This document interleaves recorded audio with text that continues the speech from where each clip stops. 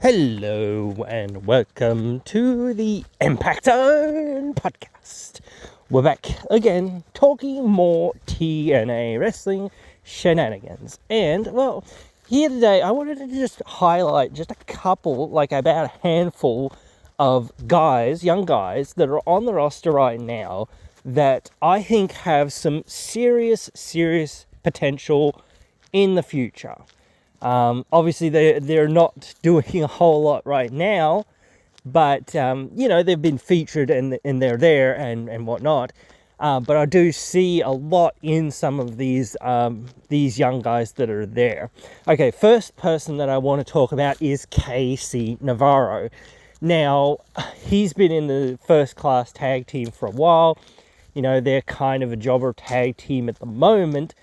But, from what we've seen from him as far as being a wrestler, he's a very decent wrestler. He's a very good wrestler. Obviously, you can't be a bad wrestler if you're sort of making it up to the ranks of certain places. I think you need to be very decently good, and he's very decently good. He's like, you could easily mold him into an X Division champion very easily. Over a few weeks, months, whatever, very easily in the next, couple of years, very easily. And then the sky's the limit after that. You start trying to push him into that world title picture. You push him, and you could even have AJ Francis as being, his, version of Diesel to his Shawn Michaels kind of thing, where he's the bodyguard type thing and the heavy hitter there that, make sure he doesn't get into too much trouble or whatever else it is, or, whatnot, that sort of thing. I think his personality and his charisma and his character and everything that he kind of presents as, out there, and his talking ability is pretty good as well. Like, everything that he sort of brings to the table besides wrestling is also really, really good. He's, he's already starting to feel like, not part of the furniture per se, because you don't want to make him feel like you don't notice him to an extent, but he already feels like he fits in there. He doesn't feel like he's out of place, or that you would turn around and go, this guy for real? No, you'd think, man, this kid, he's finally getting an opportunity, and he can be going places, and no one would bat an eye if he was X Division champion in a few months' time after whoever. Well, I think we know who's beating Moose, but at least I think I know who's beating Moose. But whoever beats Moose has gone on for a short reign or whatever it is. I could see him beating them or whatever. The issue, I guess, becomes because they've kind of been doing this this sort of song and dance with First Class, where it doesn't seem like they really know what to do with them that much, and that sort of thing, and that includes Casey right now. I don't know, it seemed like they wanted to push AJ as a single star, and then they said, oh, well, we're going to put you back in the tag team place. I think mainly because AJ isn't as good of a wrestler. He's a great talker, amazing talker, and if you stick him with the right person in the ring, or persons, especially in tag team matches, he can really shine pretty well. But he's better off kind of being in that tag team space, and he needs a bigger performer like Rich Swann was, like somebody who can do a whole lot of work, and KC, same thing. So these guys that can do a whole lot of work out there, a whole lot of bumping or whatever in wrestling and that sort of thing, and then he just comes in and be's the big heavy and just wrecks everyone or whatever. That's his spot, and that's what he should do, but I could definitely see him having a lot of potential. All right, so I want to move on now. Obviously, I've talked about Leon Slater here and there a fair bit, in a few of these episodes since he's joined TNA, and I've already sort of said that I think that he could be a very good X Division champion. I think, at least, but if I haven't, hey, there it is. And I actually, like I was almost alluding to there, I think that he'll probably be the one to dethrone Moose, because there's not that many baby faces that are kind of in that X Division space right now, especially none that have been really featured or have, well, I don't say that he has significant wins under his belt, but he does have some significant wins under his belt to an extent. So you could believe that he could, do it. And I guess the one problem there with Leon becoming X Division champion would be, like, right now, would be he doesn't have enough people to sort of fight against. He doesn't have enough heels to sort of go against in that X Division space. So that would be like, well, what's he going to do for a few months, while he holds that belt? What's he got to sink his teeth into, type thing. But I still think that he could be a good X Division champion. And I do think that in the future, I think I said that he could be a great tag team guy. But the thing is, he's such a great talent on his own. You'd have to stick him with somebody that isn't as good of a wrestler, or as good at, like AJ Francis is. Like I was just sort of saying, you've got to stick him with somebody that kind of can't go as hard as what he can, but can come in and be the big heavy, or can come in and do something, different to what he does, which is, be a high flyer and be a good wrestler. So it becomes a question of, like, well, how does that work when you've got, like, a young baby face or whatever it is, type thing. And not that you can't make it work, but it's a different dynamic. And I think he would be great for a while being in the X Division, but it starts to feel like, well, isn't there anything more for him? And I do think that he could be a very good underdog in the world title scene. I don't know, like, you could push him like Rey Mysterio type thing in some way. Well, hopefully better than what WWE did, but you can book him in a similar way as the underdog in the division, type thing. Even though that he's beaten, like, a few bigger people like Khan and whatnot, and he might have beaten Moose, who knows. But things like that, you start looking like, is this kid the Giant Slayer or whatever he is, like things like that. Like they, like they did that with Rey Mysterio. You could kind of do it here. I don't think those monikers ever die or ever feel too attached to one person or another. You always kind of see this sort of thing happen, or not always, but you kind of always see this sort of thing happening.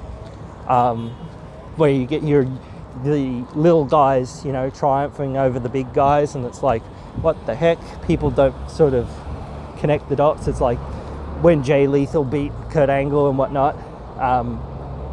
So it's the biggest shock of win in TNA history, crazy stuff. But like, when these wins come out of nowhere, it's kind of cool. I think I kind of want to move away from the guys for a minute, focusing on the gals.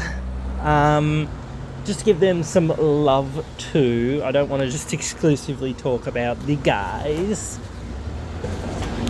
I feel like on the current roster, we've kind of almost talked about everyone that's kind of on the current roster. As far as, maybe we haven't gone into enough detail though, because I've said things here and there and that sort of thing. I think, like, the person that sort of stands out the most right now for me is Steph DeLander. She just stands head and shoulders above everyone else.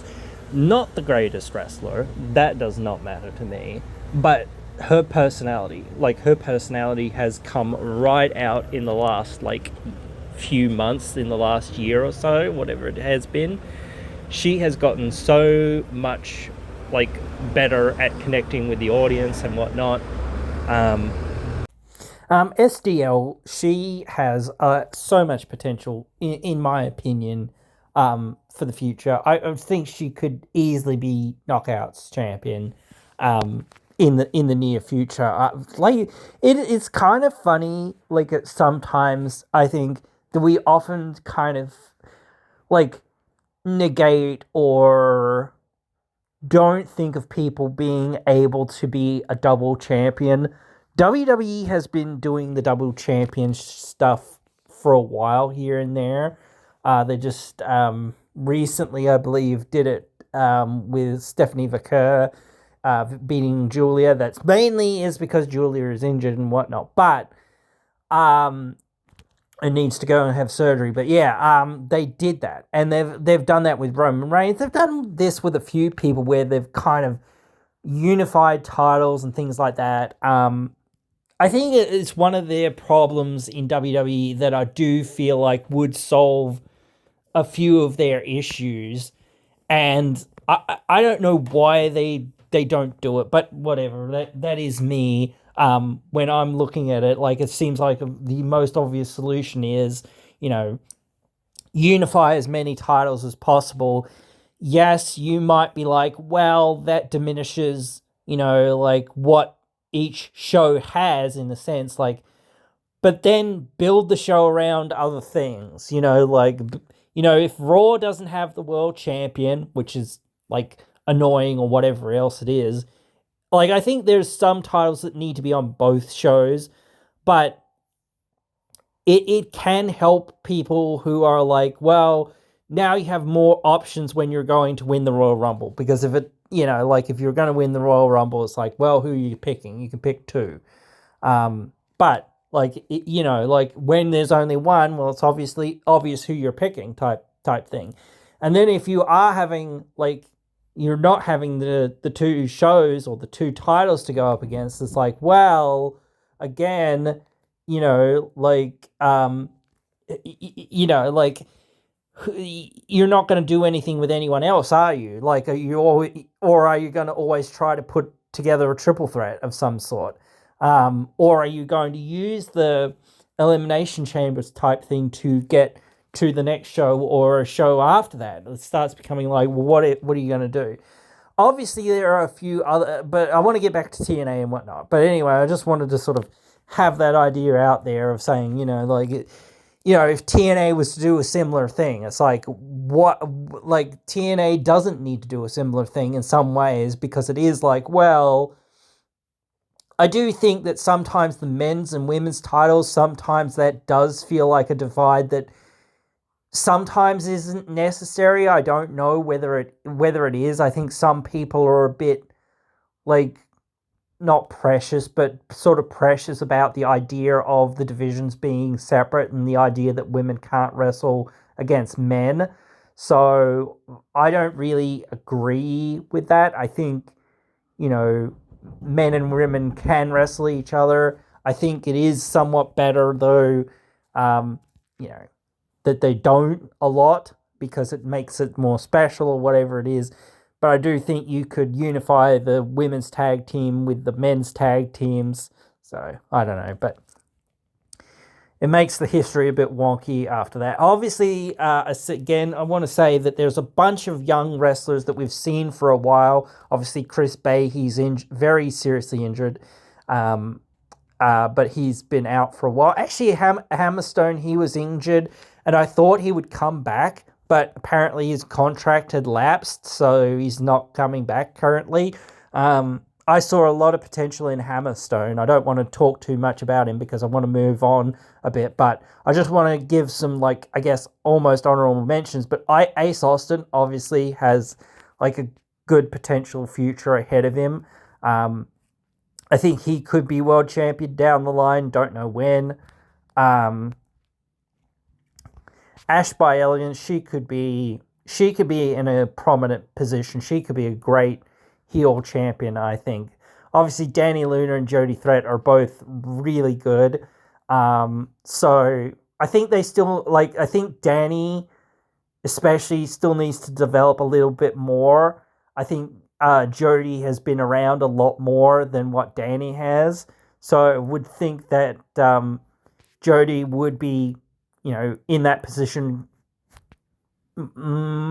closer to now than what Danny would be, but I don't see her being too far behind, honestly. Jason Hotch, he's a young guy. I could see him, eventually when that tag team with Skylar is over, that he could be potentially a big star at some point. Skylar, though, I don't know. He's kind of there. I certainly think you could think about him potentially being, like a jobber to the stars, effectively. Sad to say, but it's sort of like that would probably be his position. Travis Williams and Judas Icarus, both. I'm going through all the tag team guys now. You could probably tell, but those guys. I think both of them would have a good future ahead of them. Actually, a new person that's kind of on the roster that I want to mention next is Mace Warner. I think Mace, he could be a good world champion eventually. Certainly. Like, I don't even know if it'd take that long for him to get into that position. Maybe he'll even take the title off Joe Hendry. Who knows? Depends, like, how strongly they book him. Like, I don't know. Mustafa Ali, if Mustafa Ali's, like, I don't think that he's a young guy, but, he's a guy that hasn't been elevated to this level yet. Mike Santana, obviously, he's there as well. Both of those guys, you could really keep playing off this rivalry back and forth over the years. But yeah, Mustafa Ali, he could be a good champion as well. So could Mike Santana. Actually, I see a fair bit. Like, I think this might be one of the last ones I'll mention here, just for now, because this is already getting a bit long. Maybe one more after this. I think, maybe. Maybe Ryan Nemeth could be in the future something. I actually think this is more likely than Mustafa Ali as being the guy who could dethrone Hendry. I could see that. He could be a good, really good heel champion. If they booked him right. Like, they actually have to start really booking him a bit stronger and that sort of thing. I don't know whether you should turn Nick Nemeth heel. I kept going back and forth with that for a while, and it kind of is an interesting position, because now, Nick has come back, and now you start saying, well, he does have an automatic rematch, so at some point he's going to have that rematch. Kind of feel like that'll be at Rebellion, maybe. Don't know. I don't know whether you want to keep it for Slammiversary, but, like, at some point I feel like you need to move on and you need to have something else. I almost feel like you should do that at Slammiversary with Eric Young, maybe. I don't know. Like, that could be good. That or Kaz, maybe a triple threat. I don't know. But yeah, I could see that. I think I've talked about Miguel and Wentz a bit, but I want to talk about, I guess, one more person, and I'll talk about one more young lady here, Zaya Brookside. So we've talked on and off about like a few of these people. Like, I still think that Zaya could be a good babyface, but I don't know how good she could be beyond that. But I wouldn't mind seeing if she could be a good heel later down the road and do more things. So I'd be interested in that as well. I wouldn't just think that she can just serve one role. I would want to see if she can serve more roles than one. I think that eventually people do get sick of the same sort of thing, even no matter what it is, if it's a heel or a babyface. Eventually people kind of go, we're not that interested in your heel work anymore, or it's just gotten less good, or whatever else it is. It's forgettable. Like, so it's like, well, yeah, whatever. Move on. What's next? Turn babyface, please, or something. But yeah, those are some people, just a handful of people, and some honorable mentions there, I guess, as well, that I think, if you were to take the time, take the energy, and even Savannah Evans, like another person that's there, if you were to take the time and put the energy for a few months in them and say, okay, we're really going to build you up and we're going to see what we could do with you as world champion or as knockouts champion or whatever it is, they could do something really good there. But I don't know whether they're going to do that. And they're kind of in an awkward position sometimes. As I sort of said, like, it is so awkward not to have enough things for every single division, but it's also just like, as I said before, it's like, well, even if you had enough, even with the people that you got, you don't have enough time to seemingly feature them all.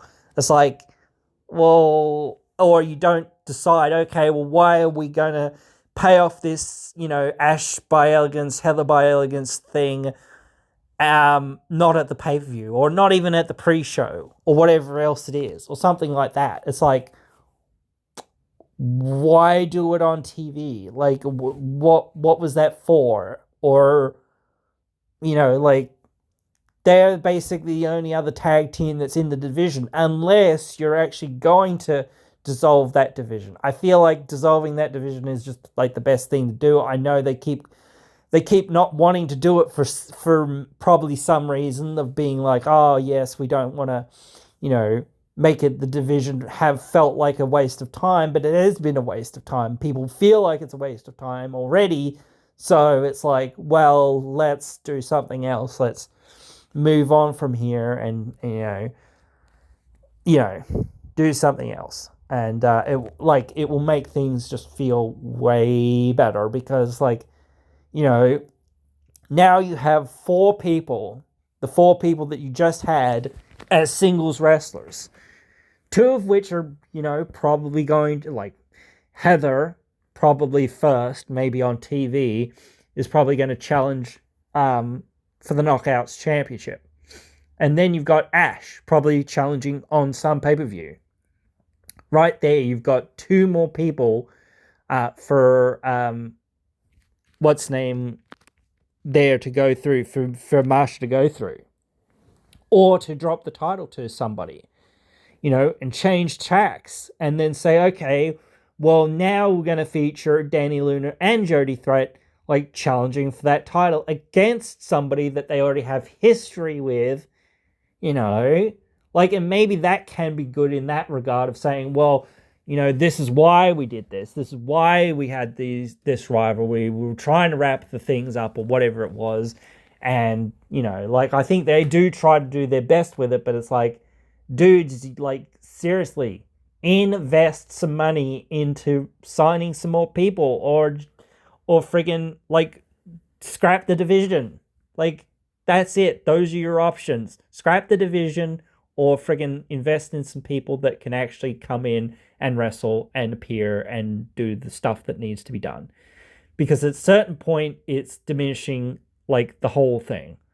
So, yeah. But anyway, I keep going on about it, but whatever. It keeps popping in my brain and I keep having to say the same basic things, I guess. Whatever. But anyway, guys, hope you've enjoyed this one. I'll shut up now. Hope you join me again in another one.